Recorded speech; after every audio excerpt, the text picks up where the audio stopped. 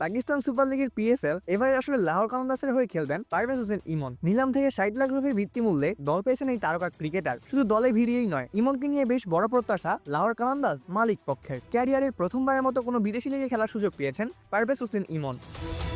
PSL এর এবারে নতুন অভিজ্ঞতা পাবেন এই ক্রিকেটার। বর্তমান চ্যাম্পিয়ন লাহোর কালান্দার্সের হয়ে খেলবেন ইমন। বাহাতি এই ব্যাটারকে নিয়ে শিরোপা ধরে রাখার পরিকল্পনা সাজাচ্ছে লাহোর কালান্দার্স। গত বছর একই দলের হয়ে খেলেছিলেন রিশাদ হোসেন, সাকিব আল হাসান ও মেহেদী হাসান মিরাজ। দারুণ পারফর্ম করেছিলেন রিশাদ হোসেন। টাইগার এই লেগ স্পিনারের মতো ইমনও ভালো করবেন এমন আশা রাখছেন লাহোর কালান্দার্সের মালিক পক্ষ শামিন রানা। সম্প্রতি এক ইউটিউব পডকাস্টে দল নিয়ে আলোচনায় শামিন রানা বলেন, ইমনকে মানুষ খুব কম চেনে, যেমন রিশাদকে চিনত না। আগের বছর যখন আমরা রিশাদকে নিয়েছিলাম তখন মানুষ বলতো এটা কাকে নিল, এখন সে 2-3 কোটি বিট পাচ্ছে। সামনের বছর দেখে নিয়েন ইমনকে মানুষ চিনবে এবং সেও ভালো বিট পাবে ইনশাল্লাহ।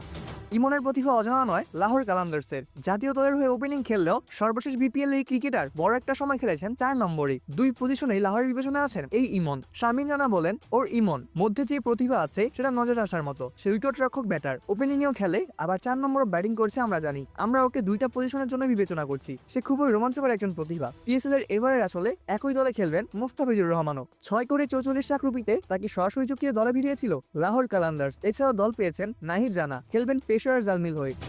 বিগ ব্যাশ মাতানোর পর গত বছরের মতো এবারও পিএসএল খেলবেন রিশাদ হোসেন। এই লেগ স্পিনারকে দলে ভিড়িয়েছে রাওয়ালপিন্ডির দল রাওয়ালপিন্ডিজ। অপূর্ব দাস, প্লে ফাস্ট নিউজ।